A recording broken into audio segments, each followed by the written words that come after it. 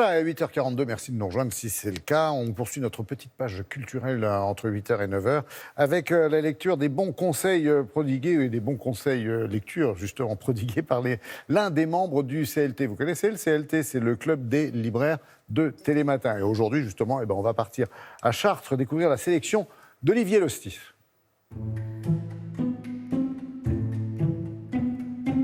Mon premier coup de cœur, un grand roman biographique, Virginia d'Emmanuel Favier, aux éditions Albin Michel. Dans la haute société anglaise du 19e siècle, un homme et une femme se rencontrent, il est veuf.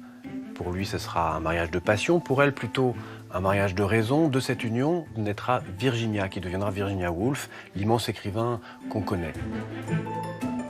Et Emmanuel Favier réussit à nous montrer la construction psychologique de Virginia Woolf au travers des obstacles qu'elle a franchis, qui étaient insurmontables à l'époque, la domination incontestée des hommes, la conservation de cet ordre des choses par les femmes elles-mêmes et surtout sans doute la mélancolie de Virginia Woolf.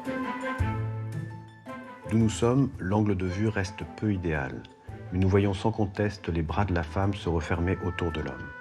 Il vient de perdre son épouse, qui, d'après ce que nous pouvons en discerner, attendait leur second enfant. Mon deuxième coup de cœur, un roman jubilatoire, Propriété privée de Julia Deck aux éditions de Minuit. C'est un couple de bobos. Ce couple bien pensant, ce couple écolo, va découvrir la propriété et va découvrir aussi ce sentiment bizarre de la défense du territoire. Ce petit monde a priori rêvé va vite se transformer en guerre des tranchées. Avec Julia Deck, on voit que les haines n'ont pas forcément grand-chose à envier à celles que l'on attribue souvent aux villages campagnards, aux haines ancestrales.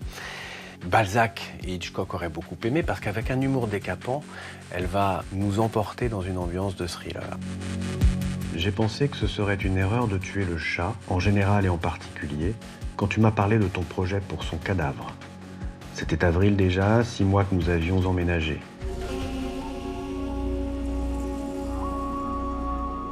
Et pour terminer, un roman à l'imagination débordante, Civilisation de Laurent Binet aux éditions Grasset.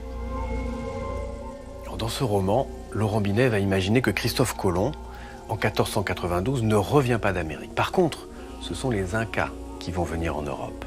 Laurent Binet utilise un procédé classique qui s'appelle l'Uchronie, c'est-à-dire qu'en fait, il va changer un élément du passé pour écrire une histoire qui bouleverse évidemment l'intégralité du monde.